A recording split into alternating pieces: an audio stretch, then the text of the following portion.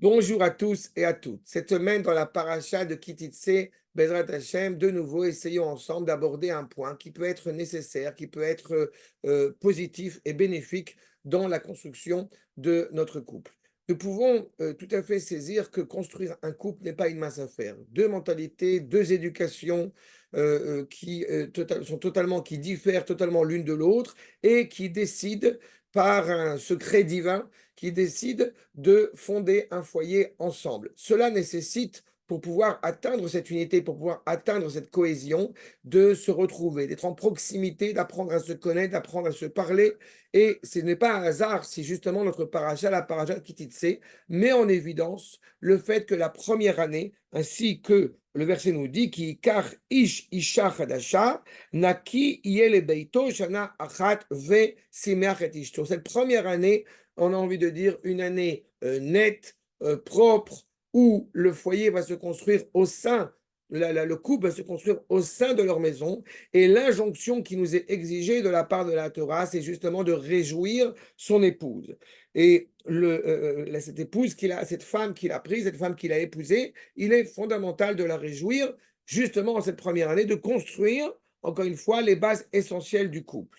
On ne sera pas étonné, c'est justement le Sefer HaChinuch,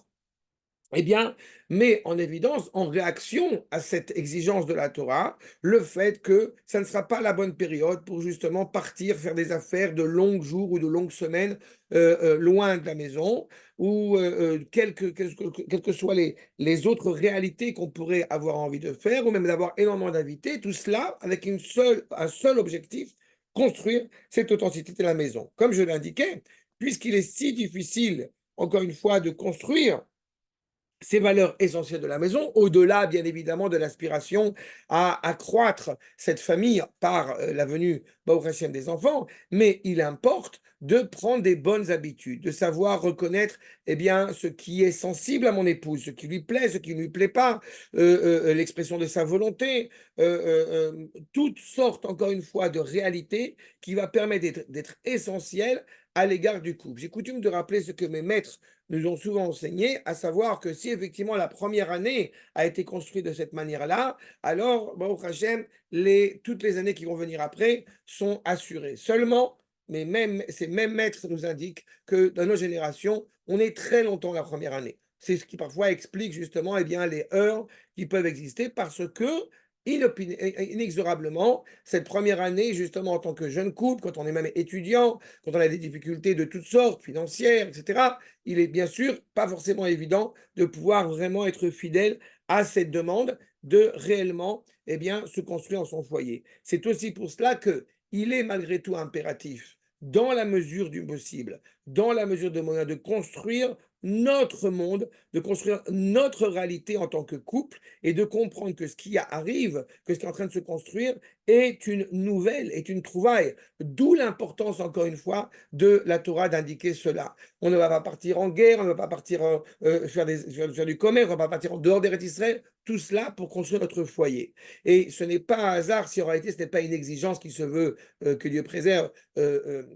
malveillante à l'égard de la créature, bien au contraire. On se rappelle que quand Akadosh Baruch Hu a façonné l'homme, il a bien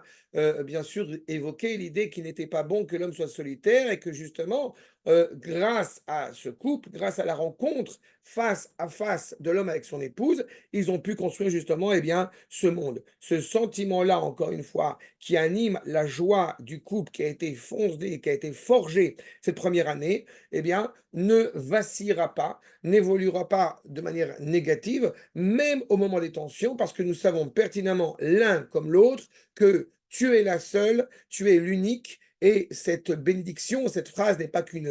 qu'un mot pour dire, mais une vraie réalité auquel l'homme et la femme doivent être conscients constamment pour pouvoir atteindre les hauts sommets, j'ai envie de dire, pour les années qui viennent après. Et Dieu sait bien évidemment combien la controverse est possible, mais cette unité qui a été forgée la première année, cette joie qui a été enracinée, qui a été inscrite au sein du couple la première année, annonce bien évidemment des bénédictions pour la suite. Shabbat Shalom.